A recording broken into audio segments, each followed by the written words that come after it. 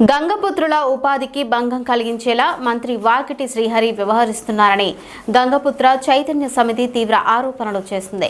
మంత్రి తక్షణమే క్షమాపణ చెప్పి పదవికి రాజీనామా చేయాలని డిమాండ్ చేస్తూ రాష్ట్ర అధ్యక్షుడు మంగినిపల్లి శంకర్ గంగపుత్ర మీడియా సమావేశంలో ప్రభుత్వానికి హెచ్చరికలు జారీ చేశారు. గంగపుత్రుల మనోభావాలను దెబ్బతీసినందుకు మంత్రి శ్రీహరి బహిరంగంగా క్షమాపణ చెప్పాలని, లేకపోతే ఆయనను మంత్రి పదవి నుంచి తొలగించాలని ప్రభుత్వాన్ని డిమాండ్ చేశారు.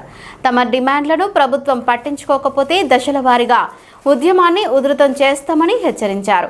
ఈ క్రమంలో ముఖ్యమంత్రి రేవంత్ రెడ్డి నివాసం, ప్రజాభవన్, సచివాలయం ముట్టడి వంటి కార్యక్రమాలు నిర్వహిస్తామని మంగినిపల్లి శంకర్ ప్రకటించారు. ప్రభుత్వం వెంటనే స్పందించి గంగపుత్రుల సమస్యలను పరిష్కరించాలని ఆయన విజ్ఞప్తి చేశారు.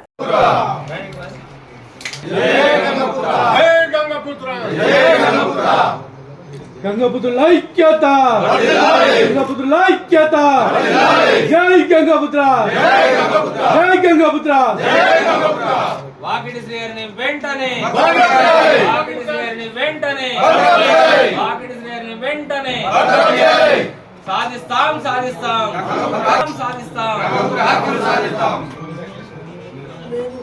ఈరోజు ప్రెస్ మీట్ పెట్టడానికి కారణము ఈ యొక్క సహాయ కార్యదర్శులు కుండ ప్రవీణ్ గంగపుత్ర గారు, పూసా రవి గంగపుత్ర గారు, గంగపుత్ర గారు, రాష్ట్ర యువ నాయకులు చెరకాలు దుంపల సత్యనారాయణ గంగపుత్ర గారు, సందరి కోటేష్ గంగపుత్ర గారు, శ్రీ గారు ఈ యొక్క ప్రెస్ మీట్ లో పాల్గొనడం జరుగుతుంది. ఈ యొక్క ప్రెస్ రాష్ట్ర క్రీడా శాఖ, యువజన శాఖ, పశు సంవర్ధక శాఖ మంత్రిగా ఉన్నటువంటి వాకిటి శ్రీహరి గారు కూడా సబ్బండ వర్గాలకు తెలంగాణలో ఉన్న ఇప్పటి వరకు ఈ సంవత్సరం గత 10 సంవత్సరాలుగా ప్రభుత్వం కొనసాగిస్తున్నటువంటి ఇన్సూరెన్స్ స్కీము ఈయన మంత్రి అయిన తర్వాత బొందబెట్టేసిండు.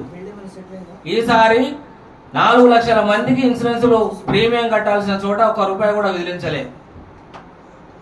మత్స్యశాఖ మంత్రిగా ఉండడానికి ఈయనకి ఏం అర్హత ఉన్నది? కేవలం శిలాఫలకం మీద పేరేసుకోవడానికా? కులాల మధ్యన చిచ్చులు పెట్టడానికా?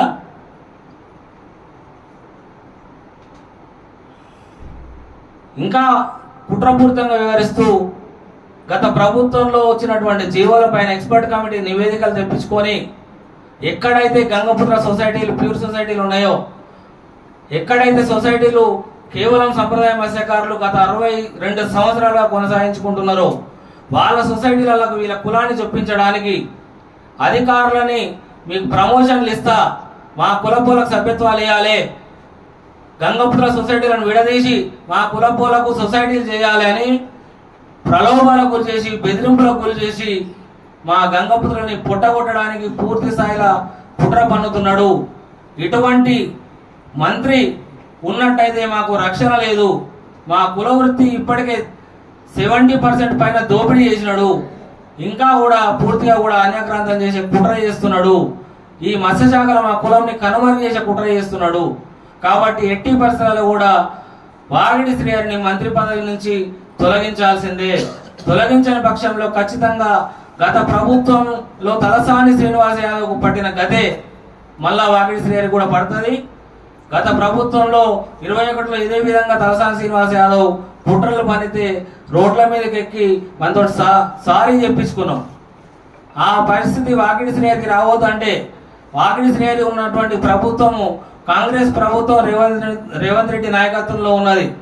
గత ప్రభుత్వం చేసిన తప్పులకు రాష్ట్ర వ్యాప్తంగా గంగపుత్రులు అంటోడు టీఆర్ఎస్ పార్టీకి ఓటేయొద్దు, బీఆర్ఎస్ పార్టీని బొంద పెట్టాల్సిందే అని నిర్ణయం తీసుకొని రాష్ట్ర వ్యాప్తంగా ఆ యొక్క పార్టీని అధికారానికి దూరం చేసినాం. బీసీ కులాలను కలుపుకొని అధికారానికి దూరం చేసినాం. ఇదే విధంగా ఇదే వాకిటి శ్రీహరిని మంత్రి శాఖలు కొనసాగిస్తే ఖచ్చితంగా ఈ యొక్క ప్రభుత్వానికి కూడా అదే గట్టి ఖచ్చితంగా పడుతుంది. ఎందుకంటే బీసీ కులాలు 112, 129 కులాలు ఉంటే బీసీఏ రిజర్వేషన్లోనే సగం కులాలు ఉన్నాయి. ఆ కులాల జాబితాలోకి ఈయన కులాన్ని తీసుకొస్తానని మంత్రి పదవిని వాడుకొని బీసీ కమిషన్ని కానీ నాయకులను కానీ అందరినీ ప్రలోభ పెట్టే ప్రయత్నం చేస్తున్నాడు. కాబట్టి ఈయనని ఖచ్చితంగా మంత్రి పదవి నుంచి తొలగించాల్సిందే. లేని పక్షంలో ఈ యొక్క గంగపుత్రులకు అండ ఉండదు, మాకు రక్షణ ఉండదు. కాబట్టి వెంటనే ముఖ్యమంత్రి గారు స్పందించి ఇతని మంత్రి పదవి నుంచి తొలగించాలి. లేని పక్షంలో వెంటనే త్వరలోనే కార్యాచరణ ప్రకటిస్తాము. ప్రగతి భవన్ ముట్టడి చేస్తాము. ఏదైతే ప్రజాభవన్ చెప్తున్నారో ప్రజాభవన్ ముట్టడి చేస్తాము. రేవంత్ రెడ్డి గారి ఇంటిని ముట్టడి చేస్తాము. అట్లనే సెక్రటరియట్ ని ముట్టడి చేస్తాం. రాష్ట్రం మొత్తం దిగ్బంధించే ప్రయత్నం చేస్తాం. మేము తక్కువ సంఖ్యలో ఉన్నామని మాకు చిన్న చూపిస్తున్నారు. ఒక్కడే కులం ఎక్కువ ఉన్నదని చెప్పి ఒకే కులం తోటి ఆ కులాన్ని నమ్ముకున్న ప్రతి ఒక్కడు నాశనం అయిపోయినాడు.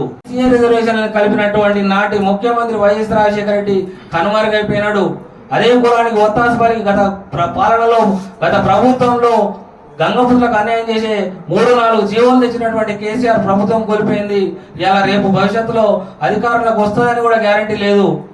ఇవాళ ఉన్నటువంటి ప్రభుత్వం కూడా ఈ వాకిటి శ్రేణి లాంటి వలన రేపు అధికారానికి దూరం అయ్యే పరిస్థితి వస్తుందని హెచ్చరిస్తున్నాం.